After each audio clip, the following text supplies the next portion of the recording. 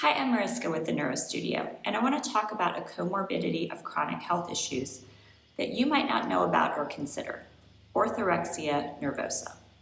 So when I was first diagnosed with MS, and then again when I got a bonus round of breast cancer, I went on a mission to find the perfect way to eat, assuming that the right food could fix what went wrong, and that the wrong food caused it.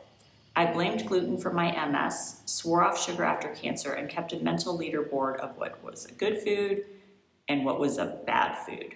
And looking back, so much of my energy and joy was lost to food rules and guilt.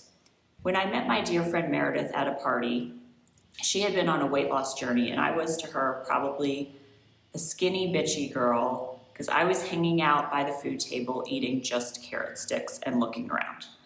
But I had just been diagnosed with MS very shortly before that, and everything tasty on the table, from the potato chips to the cookies, it all seemed really dangerous to me. Here's what I wish I would have known sooner, and what the science actually says about orthorexia nervosa, which is an obsession with healthy eating that can really hit especially hard in medical communities like ours. So what is orthorexia? Orthorexia isn't healthy eating. It's when you get so caught up in food purity that it causes anxiety, social withdrawal, and it can even cause malnutrition. It can look like refusing to eat at family gatherings or panicking over cheat meals, or even seeing food choices only in black and white. So the question is, are certain foods really to blame? I wanted a villain. Gluten, sugar, dairy, we all do. But for most people with MS or cancer, things aren't so clear-cut. Yes, for some, gluten might increase inflammation or trigger symptoms, but for most of us, the science isn't really all or nothing. Sugar and processed foods can spike inflammation and blood glucose, but one slice of pie is rarely the villain here. It's really the overall pattern that counts. My dog is saying hi.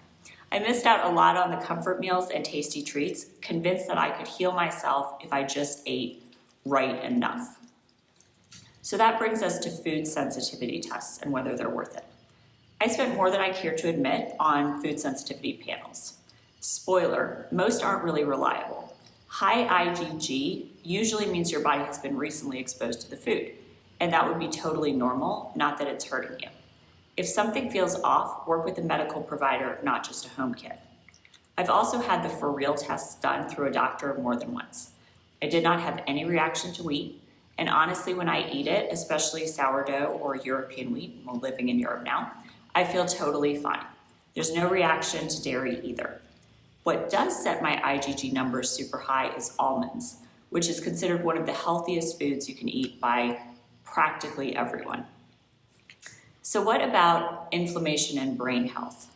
There's a lot of evidence that anti-inflammatory diets, think colorful veggies, healthy fats, less junk, can support neurological health. But that doesn't mean a single bad meal is going to derail you. The all or nothing mindset is really the enemy. So what are some hacks for enjoying unhealthy foods? If you want the pie, eat the pie, but maybe have protein or fiber with it, or take a stroll after dinner.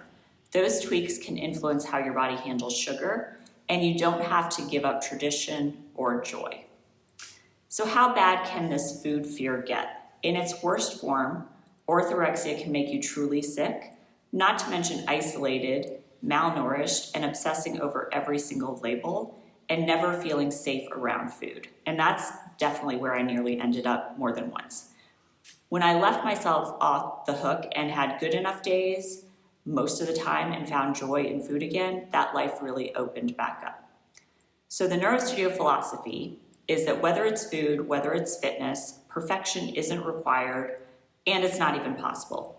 Bodies, brains, and lives are all different. What works for you might not work for someone else you know who has MS or another condition, and that's totally normal and okay.